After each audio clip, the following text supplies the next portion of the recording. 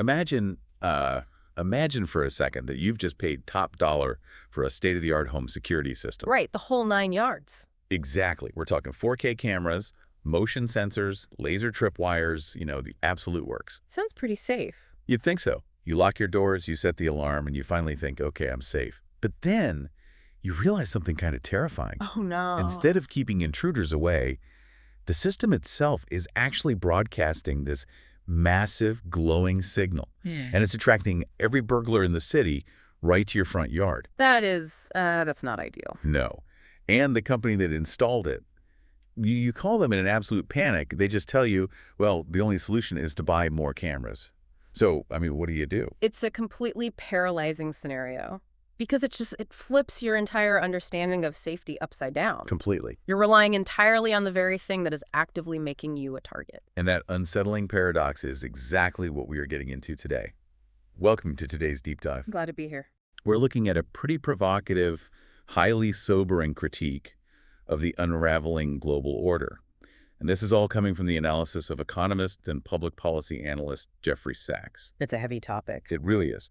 We're going to explore his arguments on the decline of U.S. global dominance, the psychological instability of certain world leaders, and why, according to his framework, relying on the United States for security might actually be a fatal gamble in our modern multipolar world. And, before we really get into the mechanics of how all this works, let's just establish what we're actually doing here today. Yeah, that's an important point to make. Because we're looking at a pretty provocative critique from Sachs, and he takes some massive, highly politically charged swings at prominent global figures, specifically Donald Trump and Benjamin Netanyahu. Right. Very big names. So just to be perfectly clear right up front, our job today isn't to take a side or, agree with his politics. No, not at all. Our mission is simply to lay out his underlying geostrategic arguments and unpack the analysis.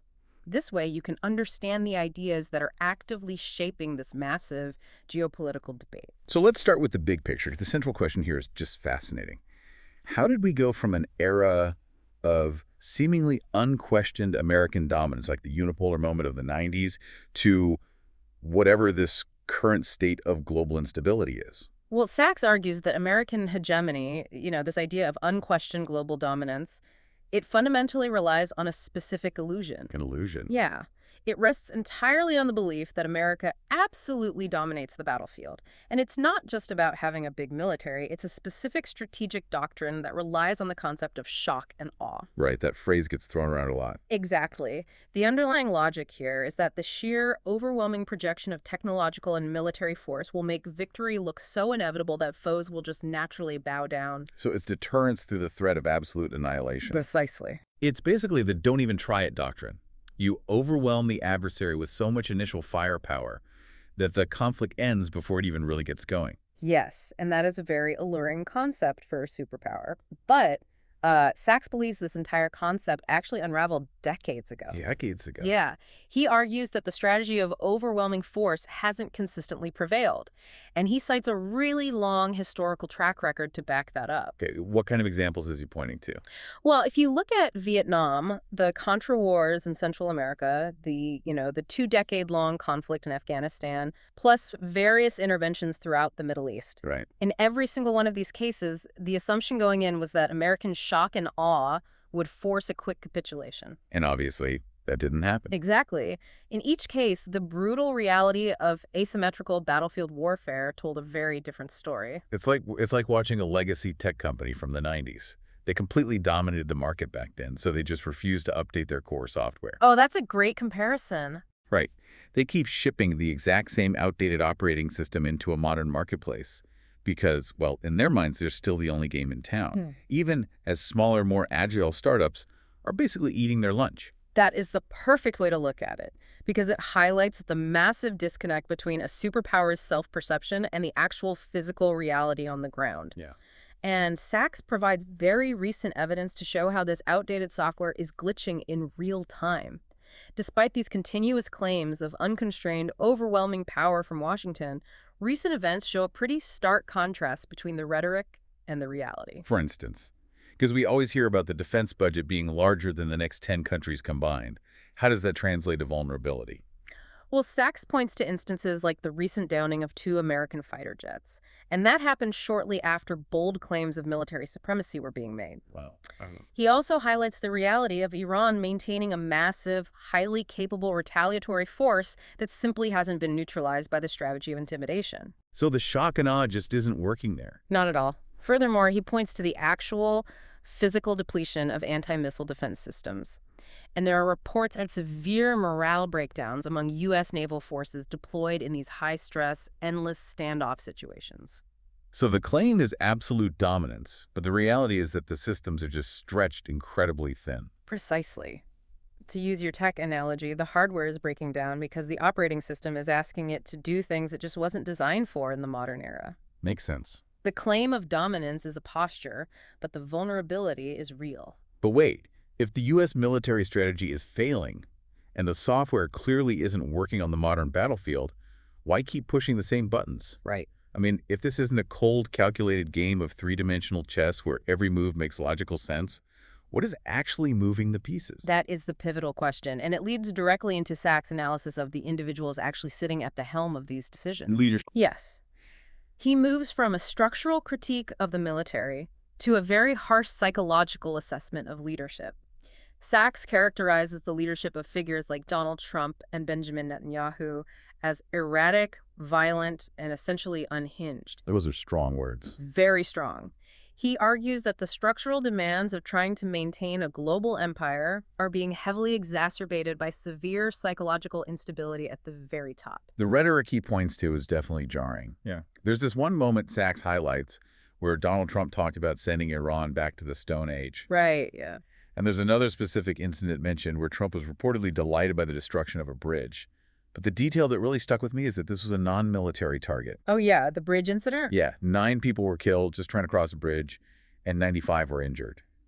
And the reported response from the highest level of leadership was genuine delight at the destruction. It is incredibly sobering when you look at the human cost.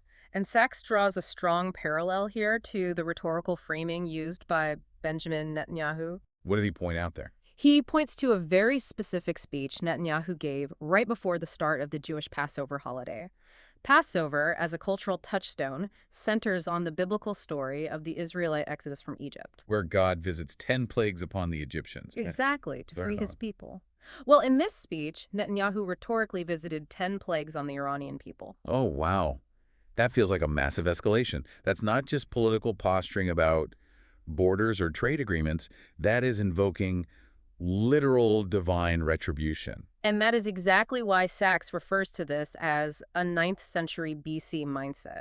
We really need to unpack why that specific framing is so incredibly dangerous in the nuclear age. Let's do it. When a leader uses biblical genocidal framing, casting their own nation essentially in a divine righteous role, and reducing the adversary to a demonic entity that must be literally eradicated, they are creating an ideological hatred. And that hatred has no limits. Exactly. It Yeah. suggests absolutely no limits to the violence. Because if the enemy is literally an evil force preventing your divine right to exist, how could you ever justify sitting across a negotiating table from them? I mean, compromise basically becomes a sin. That is the exact mechanism of it. De-escalation becomes nearly impossible because every single issue, no matter how small, is viewed as an existential threat. Right. It's no longer a border dispute. It's no longer a disagreement over shipping lanes in the Red Sea. It is framed to the public as a battle for survival against an implacable ancient foe. Wow. When conflicts are driven by this 9th century BC mindset, the concept of a rational diplomatic off-ramp, which is the foundation of modern international relations, it just ceases to exist. So if traditional diplomats can't get through and the UN is just ignored, who can actually stop this kind of momentum? Does Sachs see any off-ramp at all, or are we just locked into this existential spiral? Sachs offers one rather slender hope, specifically regarding how to deal with erratic leaders like Trump. Okay, what is it? He suggests that appeals to international law or humanitarian norms will completely fail. The only people who might be able to halt this momentum are leaders that Trump views as his actual, undeniable peers. Peers. Do you mean he only listens to people he views as equally ruthless? Like other superpower leaders? Yes. According to Sachs, we're talking about figures like Vladimir Putin, Xi Jinping, or Narendra Modi. Interesting.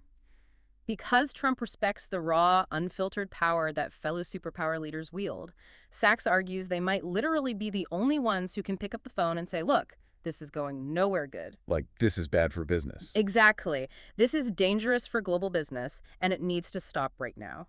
It's an appeal based entirely on the respect for sheer power and leverage, rather than an appeal to morality or traditional diplomacy. Okay, so we have a picture of failing military strategies, heavily depleted defense systems, and a psychological landscape that makes traditional diplomacy almost impossible. Yeah, it's But this brings up a massive contradiction. If U.S. power is waning this badly, and its leadership is this erratic, why are countries in Europe and the Gulf still clamoring to host American military bases? I mean, why stay in a burning house? That is the core paradox Sachs tries to unravel. And to explain the geopolitical reality of these alliances, he frequently cites a famous adage from the late Henry Kissinger. Oh, what's the quote? To be an enemy of the United States is dangerous, but to be a friend is fatal. Fatal. That is a very heavy word to use for an alliance that's supposedly based on mutual defense. He means it structurally. Sachs argues that the illusion of base security is one of the biggest, most dangerous traps in modern geopolitics. How so? Well, smaller countries often believe that hosting U.S. military bases provides a protective umbrella. They think an adversary wouldn't dare attack them because it would mean attacking the U.S. military. Right, the whole tripwire concept. Exactly. But Sachs argues the exact opposite mechanism is at play. He says these bases do not provide security. They act as massive magnets for conflict. It's the security system we talked about at the beginning. Yeah. You put the camera on your lawn, and suddenly everyone knows you have something worth stealing, or in this case, a target worth hitting. Yes. Think about the geopolitical physics of it. If you are a relatively neutral country and you allow a superpower to build a drone base on your soil, you have instantly transformed yourself into a first strike target for that superpower's regional adversaries. Because now you're a threat to them. Exactly. You've inherited their enemies. And more insidiously, Sachs argues these alliances slowly suborn the host nation's own sovereignty. He points out that Europe, 80 years after the end of World War II, remains essentially semi-occupied by the U.S. military. Meaning they don't really have an independent foreign policy anymore. Exactly. This prolonged, multi-generational dependence breeds entire classes of European politicians who are so deeply entrenched in the NATO alliance structure that they can't even find the words to express opposition to American policies. Even when it hurts them. Even when those policies like cutting off cheap energy supplies or sparking trade wars are clearly and immediately detrimental to their own national economies. Okay, I get the sovereignty argument, but let me push back on this a bit. You don't just hand over your national sovereignty for nothing. True. Surely, these countries, the European states, the wealthy Gulf nations, they must be getting something tangible out of this arrangement today. It can't just be blind loyalty to a post-WWII treaty. You're right, they do see a benefit. Yeah. And it's a very modern 21st century illusion. Sachs recounts a revealing conversation he had with leaders in the Gulf region. Oh, what did they say? He explicitly asked them, why do you maintain these coalitions with Washington, especially given the regional instability it causes? Their answer wasn't about shared democratic values or historical affection. The answer was technology. What kind of technology? Yeah. Like consumer goods? No, we're talking about the architecture of modern power. They told him they stay aligned because being a U.S. ally grants them access to high-end NVIDIA microchips, the construction of massive, state-of-the-art data centers, and access to companies like Palantir. Palantir. Yeah. For context, Palantir builds incredibly sophisticated AI-driven software used for data analytics, mass surveillance, and battlefield targeting. Oh, wow. That level of technological access has essentially become the new currency of foreign policy. The belief is that having the most sophisticated AI and targeting systems equates to having a secure border. I can understand the allure of that, honestly. Yeah. If you have the smartest predictive models, the fastest computers, and the best AI targeting, you feel like you've bought the ultimate modern shield. It's the allure of the smart war. It is incredibly alluring, but here's the sobering reality that Sachs points out. And it completely exposes the massive fatal flaw in that logic. What's the flaw? You can have the most advanced, multi-billion-dollar data center in the world, humming with high-end NVIDIA chips. But a data center does not have a kinetic anti-missile defense system built around it. So all the software in the world can't stop a piece of flying metal. Right. It's the difference between intelligence and physical deterrence. Palantir can give you an amazing predictive dashboard, but AI doesn't physically intercept a hypersonic ballistic missile screaming out of the sky. Yeah, that makes sense. And this leads to another major delusion Sachs identifies in this framework, the chronic underestimation of adversaries. You mean like assuming the other side is still fighting in the dirt while you have the AI? Exactly. The political rhetoric in the West might casually dismiss a country like Iran as being backwards or in the Stone Age, but Sachs notes the actual data paints a very different picture. What's the reality there? Iran has a population of almost 100 million people. They have a massive number of engineers, a highly developed domestic arms industry, and a formidable technological base of their own. So the idea that the West holds an exclusive monopoly on technological warfare is just a comforting fiction. It is a total fiction. Believing that AI targeting systems grant you absolute impenetrable dominance is just the modern digital version of the old shock and awe delusion. Right, it's the exact same mistake. Yep. It completely ignores the actual physical, kinetic, and technological capabilities of the countries they are squaring off against. Okay, let's step back and look at the whole board here. We've painted a pretty stark picture. Yeah, we have. We have outdated military strategies that rely on illusions, erratic leadership driven by ancient zero-sum rhetoric, and global alliances that might actually be stripping nations of their sovereignty while offering a false sense of technological security. It's a lot to take in. So what is Sachs's actual prescription here? If the American security umbrella is full of holes and the data centers won't save them, what should these nations actually do? Well, to understand Sachs's solution, we first have to understand the mechanism he claims empires use to maintain their grip. He argues the U.S. relies heavily on the oldest trick in the imperial playbook. Divide and conquer. Precisely.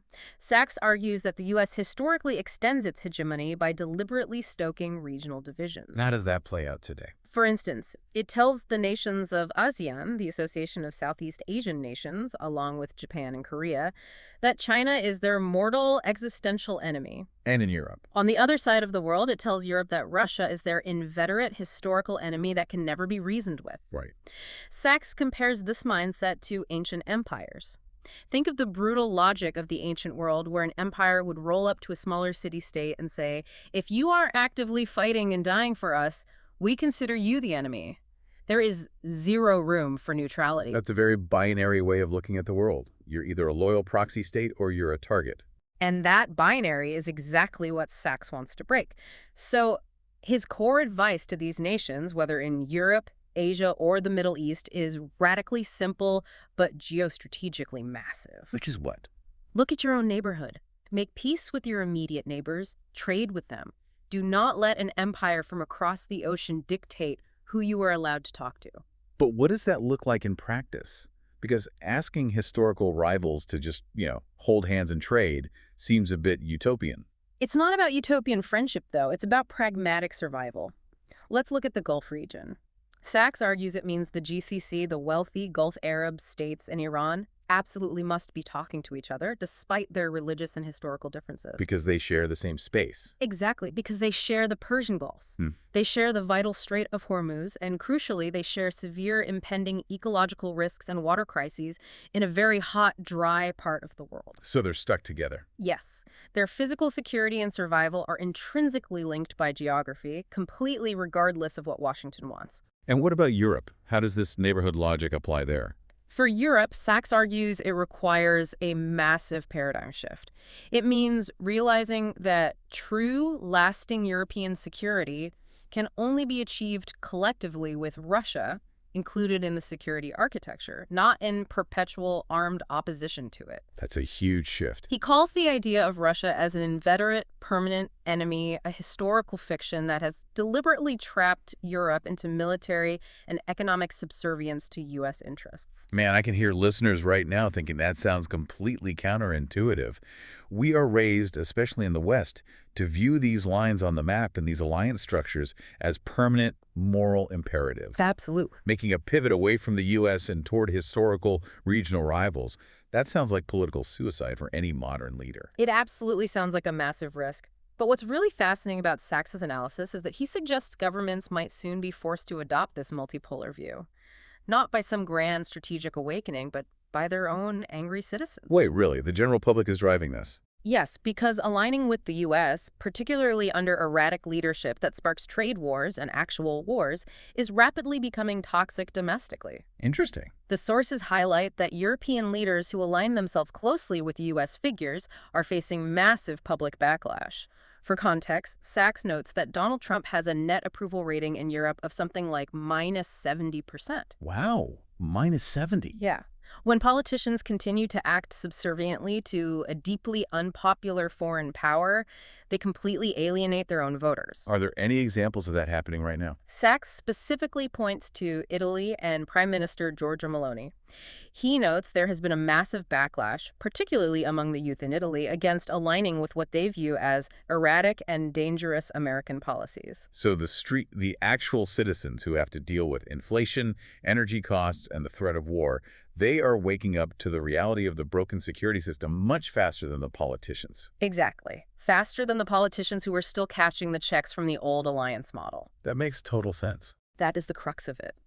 The public instinctively recognizes that these historical alliances are now delivering insecurity and economic crisis, even if the political class is desperately trying to hold on to the old unipolar model. Okay, let's bring all of these threads together. We've covered some really heavy ground today. We definitely have. What Sachs's analysis reveals is a world that is in the middle of a transition, and it is transitioning very painfully from a unipolar world where America calls all the shots to a multipolar reality where regional powers have to figure out how to live together. Right.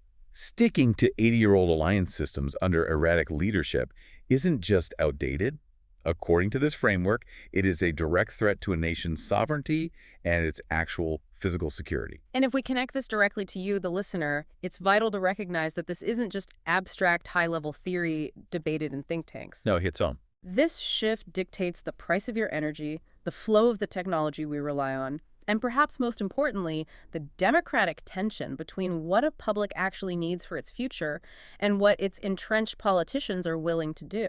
It really forces you to look at the global map completely differently. Which brings us back to where we started today. The security system. Exactly. If the era of global empires providing an absolute guaranteed security umbrella is truly coming to an end, let me rephrase that.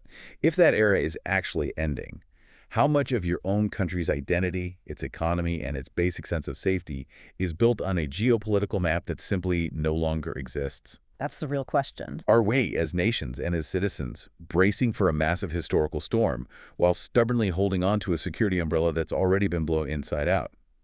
Something to think about. Thanks for joining us on this deep dive.